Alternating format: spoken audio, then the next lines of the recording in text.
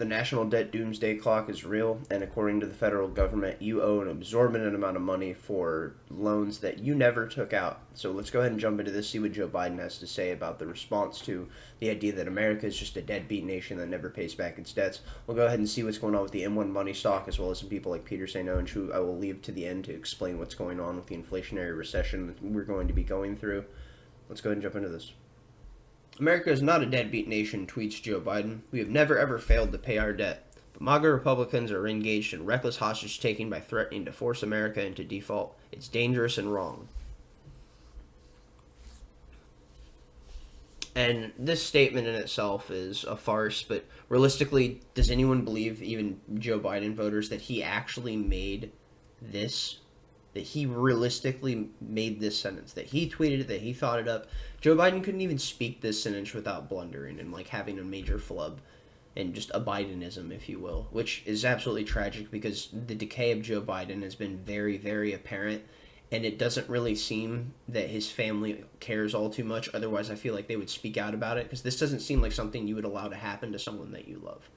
And that itself is heartbreaking, but if you go ahead and like you read like the Ashley Biden diary leak, or you go ahead and listen to like what Hunter Biden has said about his perspective on his father and how he's treated with his father, the thing is, what you'll realize is that maybe these people don't love him as much as he might hope, being the fact that he is their father. And we have Spike Cohen saying, it's not our debt, it's yours. You and your buddies in Congress ran it up. You pay for it. And according to the federal government, you yourself have a per liability clause to own this, so you technically are in an exorbitant amount of debt, roughly about $500,000 according to the state. But, you know, it's not like they'll ever call back on that, because I don't even understand how would they. They keep saying, oh, we're never going to default on our debt. It's like, we're going to eventually, whether it's now or whether it's in the future, but this really comes down to time preference, and whether you see a low time preference or a high time preference. And if you're playing for a high time preference perspective for the betterment of what's good for the rest of society, for future endeavors, then it's better to just go ahead and rip off the Band-Aid, because otherwise it's only going to become astronomically worse, and we're going to push ourselves into that of the Weimar structure, where people were just running around with wheelbarrows during Weimar Germany, with just filled with cash, because all of the money they had been devalued so much because of inflation that people were literally burning the dollars that they had, because it had more value to heat their homes and so they could cook food over it than it did to pay for the resources, because the inflation had destroyed their currency to such a degree. So we're going to go ahead and jump into this thing from the Hill. And it says, every time the U.S. government's debt gets close to the debt ceiling and the people start worrying about a possible default, the Treasury Department under either party says the same thing. The U.S. government has never defaulted on its debt. Every time this claim is false. Absolutely and utterly false. And I love that this guy points out the fact that it is from both parties. They are both contributing to this. Neither one is going to get away from the fact of their responsibility of how much they themselves have advocated for the destruction of the economy by pushing for the endless wars, the unfunded liabilities, the consistent push of the welfare state that has completely expanded and bloated and destroyed the family unit, which in itself is a topic for a video for another day. But it says, now Treasury Secretary Yellen has joined the unfailing chorus, writing that the U.S. has always paid its bills on time, which I would argue that us being $31 trillion in debt doesn't mean we're paying our bills on time. But it says the U.S. has never defaulted, not once, and telling the Senate Banking Committee that if the Congress does not raise the debt ceiling, America would default on the first time in history. This is simply wrong. If the United States government did default now, it would be the fifth time, not the first. There have been 4 explicit defaults in our debt history, and these were: 1. The default of the U.S. government's demand notes in 1862 caused by the Treasury's financial difficulties trying to pay for the Civil War.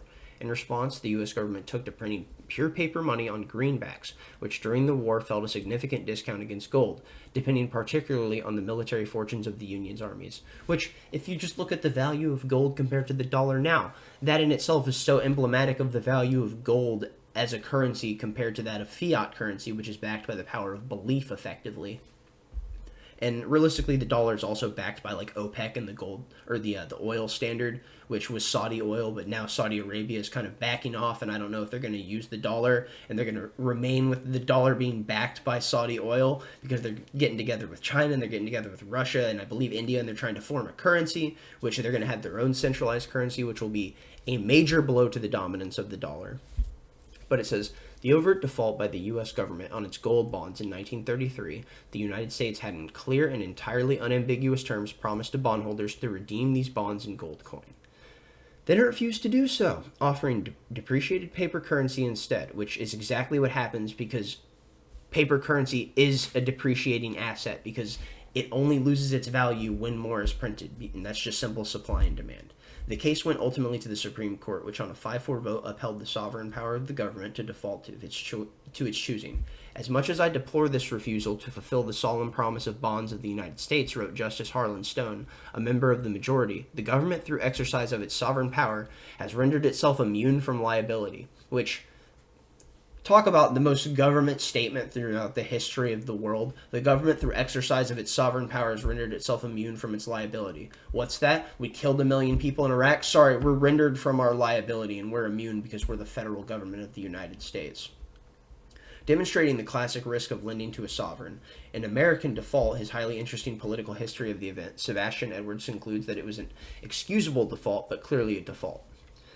3. The U.S. government defaulted in 1968 by refusing to honor its explicit promise to redeem its silver certificate paper dollars for silver dollars. The silver certificates stated and still state on their face in language no one could misunderstand, this certificate and thereas has been deposited in the Treasury of the United States of America as $1 silver dollar, payable to the bearer on demand.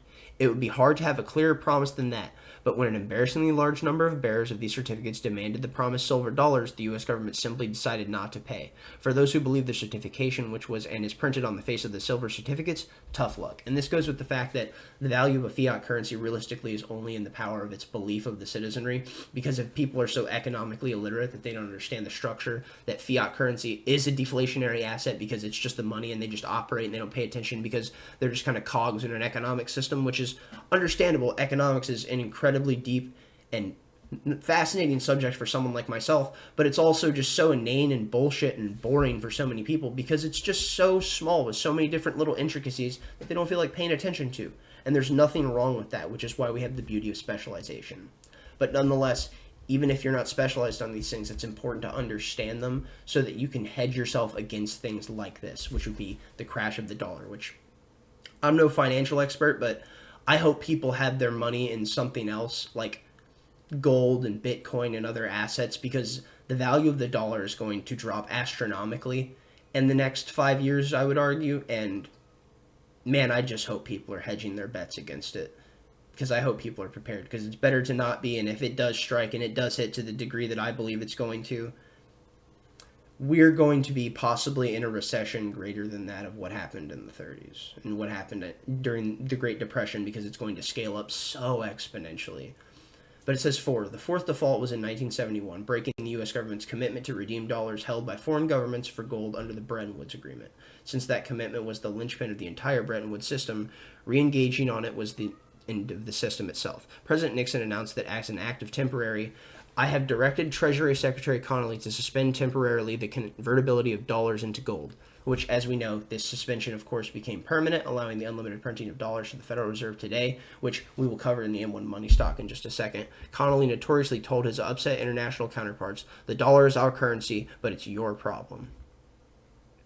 To paraphrase Daniel Patrick Moynihan, you are entitled to your own opinion about the debt ceiling, but not to your own facts about the history of U.S. government defaults. But realistically, I mean, we're in 2023 now. When was this statement actually said?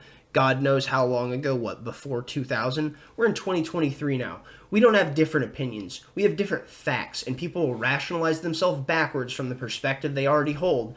And it's a lot of times hard to get someone out of that perspective because they've already gone into it with an asserted position and then completely worked their way backwards to create the logical loopholes so that they can structure their argument from the foundation of already believing in something and then establishing that foundation afterwards.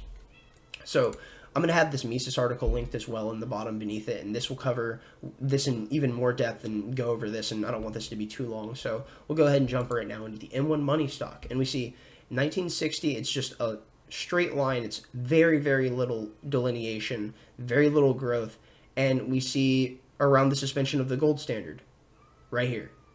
We see that the dollar continues to go up, it goes up, it goes up, and as it climbs, We see right here, we have the financial crash. We have to cover the banker bailouts. So we have to let everyone in the United States fail. And then we have to have the Obama recovery completely throw out all the people that he cared and said to be working and trying to be president for. And in that process, those people that got fucking screwed over during the Obama recovery, a lot of them ended up voting for Donald Trump because of how heavily they got completely decimated during that economic recovery. And then we go into Donald Trump, speaking of the devil himself, and we go through Trump's presidency into 2016, and then boom, the COVID lockdowns, and we skyrocket astronomically. And we go all the way up here, and this is what leads us to the point where we're at now. And Donald Trump was pushing this whole perspective, the Democrats saying, well, we're going to give you $800 because you deserve a stimulus, because we're shutting down the economy, and we're going to destroy people's businesses, and we're going to fuck people over. And we're going to completely annihilate people's capacity to live as free individuals in the society and operate in the market and make themselves sustainable without being dependent on the government. No, what we're going to do is we're going to print more money. And that's what leads to this absolute climb in the graph. So Donald Trump goose steps out and basically just says, oh yeah, they're going to give you 800. Well, I love you more. I'm going to give you 1,200. This is the person who is supposed to be a small government Republican, which realistically anyone that knows anything about Donald Trump knows that he is just a 90s Democrat, and he's just spend. He's just the money man. And that's what leads us to the point where we're at now, where we are $31 trillion in debt, pushing to $32 trillion. And this doesn't even cover the unfunded liabilities, the public sector unions, the student loan debt, the fact of like the debt that we have that doesn't even cover this because of the military industrial complex that just gets siphoned away into black budgets. I cannot fathom the fact that people are just sitting there completely okay with the fact that, yeah, you know what? My personal debt to the U.S. government is $560,800 because that's your liability per citizen due to the liability per citizen clause. And if they ever choose, they will say, you owe this. But how will they get that? How will they get this out of anyone unless they go full totalitarian communist structure and try and work it out of the citizens? Because now you have to subjugate yourself to the structure of the state to pay off its debt, which that is a conversation that I'm not going into right now. We're going to go ahead and jump into Peter St. Onge, and it says manufacturing says it's already a deep recession, which anyone that's looking at the CPI, and which is the Consumer Price Index, and I don't mean scaled from that of like 2008. I mean, if you take it back to like the 70s around when the gold standard crashed, you can see that inflation, which they're saying is like, well, inflation's only 4%, it's only 8%. It's like, no, inflation's probably 15 to 20% if we're going to be completely straight up. And we're going to go ahead and leave Peter St. Onge to talk about this, and then I'll go ahead and finish out after that. The Federal Reserve has been gaslighting the American people for 2 years now on inflation and the economy. At this point, the happy talk is hitting reality with the latest Empire State Manufacturing Survey, a bellwether for conditions across the country, showing its biggest plunge ever. Second only to the month they literally shut down the economy for COVID. Economists had expected a -5 on the survey. A minus means the economy is contracting. The actual number was -31. Everything dropped across the board. New orders plummeted, unfilled orders plummeted, shipments crashed, capital expenditures dropped to 0, meaning companies are running down their assets at this point. Companies are even reducing workers and reducing the work week, both leading indicators of layoffs. In fact, the survey is now at a number we have not seen since the depths of the 2008 crisis. There were only 2 months out of the 18-month Great Recession that were this bad. So we are obviously not performing exceptionally well, as Janet Yellen has been telling us, nor is the economy strong as hell, as Joe Biden keeps maintaining. In fact, these are the worst readings since the worst of 2008. And by the way, 2008 itself was the worst recession since the Great Depression.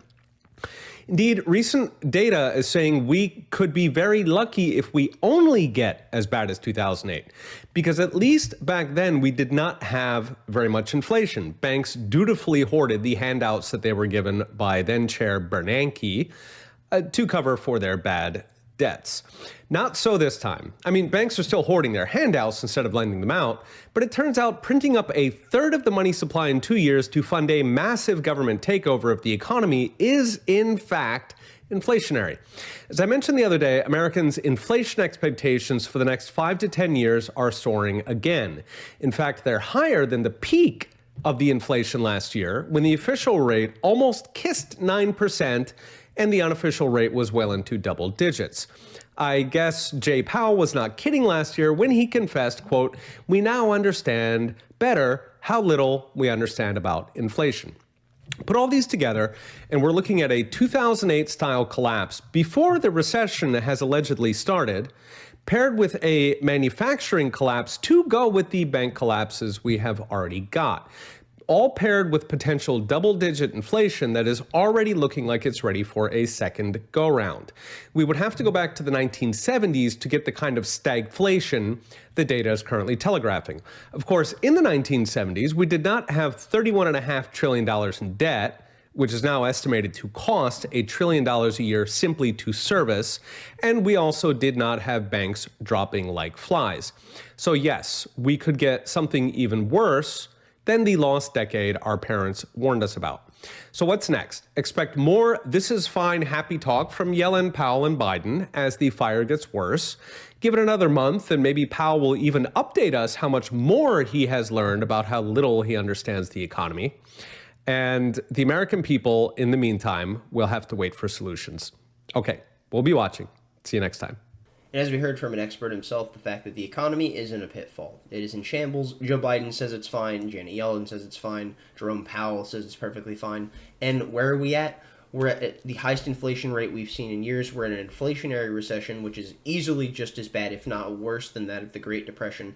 And we've been in a recession at minimum since May of 2022. So we're going to leave this here. Give this a thumbs up if you liked it, a thumbs down if you didn't. I will leave everything linked in the description below as per usual. But what blows my mind about this is that we see that the government, yet again, is just clearly coming out lying about this. And this is not something small. This is the economy. And the fact that First Republic Bank collapsed, Silicon Valley Bank collapsed, the Signature Bank collapsed, and then JP Morgan Chase was given $10.6 billion by the federal government so that they could absolve the First Republic Bank collapse. That's all I've got for this. We're going to leave this here. Give it a like if you did. Like I said, thumbs down if you didn't. Be safe. Tell someone you love them. Peace.